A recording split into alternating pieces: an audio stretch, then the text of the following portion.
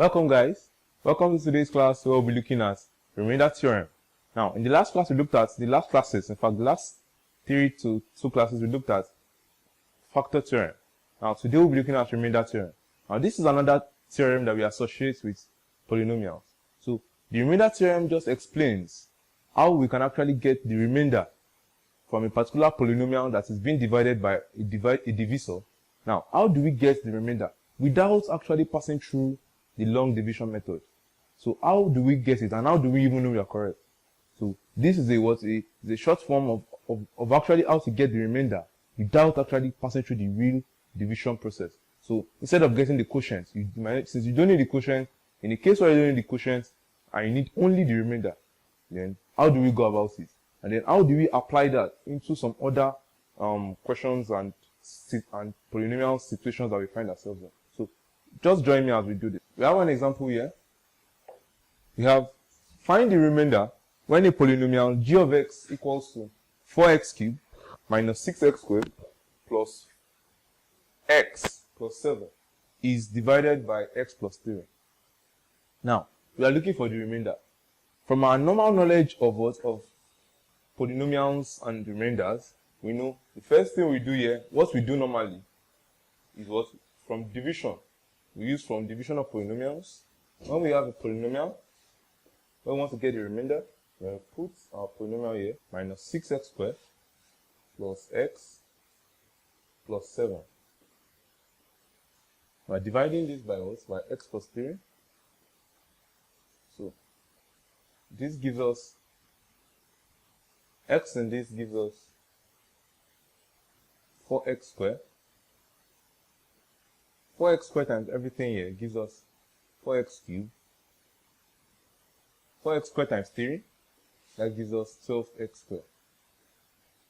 By subtraction, we know this goes out, we have 0 here, and then minus 6 minus 12 gives us minus 18x squared. Bringing this one down. X in minus 18x squared gives us minus 18x. Minus 18x times x gives us minus 18x squared. Minus 18x times 3 gives us minus 54x. Subtracting these two, I have 0 here, and then x minus 54x, that will be 55x. Because that will be x plus 54x. So bringing this down, we have plus 7. X and 55x gives us plus 55. 55 times everything here gives us 55 times x gives us 55. 55 times 3 gives us 165. And subtracting these two, we have a remainder of 165 minus 7. That's 7 minus 165. That's minus 158. So this is our remainder. So from this, we don't need the quotient, because all we are told here, what we needed to get was our divisor. So I can just say that therefore remainder minus 158. But this process will be deemed too long if I am just going to be using this to get my remainder. So that is why we now came about, that's why it came about with us, the system of what? Remainder theorem. Now, if we are to approach this question using remainder theorem, now from remainder theorem, now what remainder theorem tells us is that what? Instead of dividing your polynomial by the divisor, all you need to do is just equate your divisor to 0 and then substitute your values just like the factor theorem. But then you equate it to 0, then substitute the value you have into the polynomial and then simplify. That's all. You don't equate it to anything else. So what you do here from remainder theorem, the first thing you do here, you equate your divisor. What is your divisor? Our divisor here is what is x plus 3.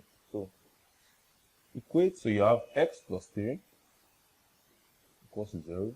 Then your x here equals to minus 3. Now that I've simplified it, I've equated our this thing as simplified, the next thing you do you substitute the value you have gotten, substitute x equals to minus 3 into the polynomial f of x, g of x rather, into g of x, into the g of x. How do we do that? We remember that g of x, where the g of x is actually, the g of x is actually what? The function of the g of x is actually the polynomial 4x cubed minus 6x squared plus x plus 7. 4x cubed minus 6x squared plus x plus 7. So since we have this, I can easily just substitute the value I got here, which is minus 3, into this. And then I have, now say my remainder, because I know this is really equals to my remainder, then I'll say this is what, I'll say 4x cubed, say at x equals to minus 3, then 4x cubed minus 6x squared plus x plus 7 is what is equals to my remainder. So that means everything here will be my remainder at x equals to minus 3. So what do I need to do? I need to substitute. That means I'll just have 4 into bracket minus 3 cubed. It's more or less like the factor theorem, as in some cases it is actually regarded as the remainder factor theorem, but there's a distinct difference between both of them. There's a thin line that separates the two. We have minus 6 here, we have 9, minus 3 plus 7, minus 108, minus 54,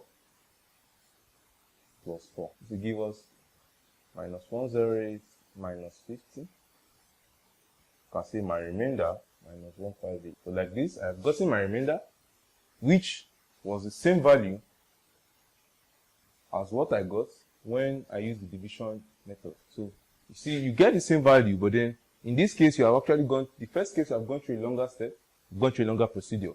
You have even gone through the process of getting the quotient, which you didn't need, because you were asked solely to find the remainder. So just going about through the remainder theorem is the best route to take. So in the next class, we'll be taking another example, showing how we can work on the remainder theorem, using it to solve our everyday polynomial questions. So see you next class. Have a nice day.